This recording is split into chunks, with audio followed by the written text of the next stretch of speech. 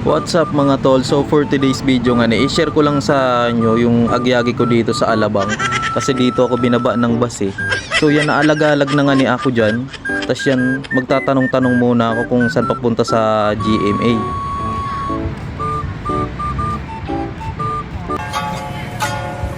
Boss, maabot lang boss. Ay, matanong lang po.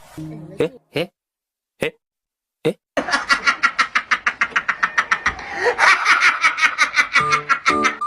Ayan, payo ko lang sa kapwa ko Bicolano na nagko-commute din.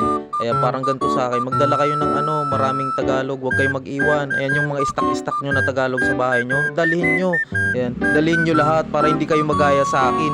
Nagkakadal-kadal na nga ni ang busis ko dyan.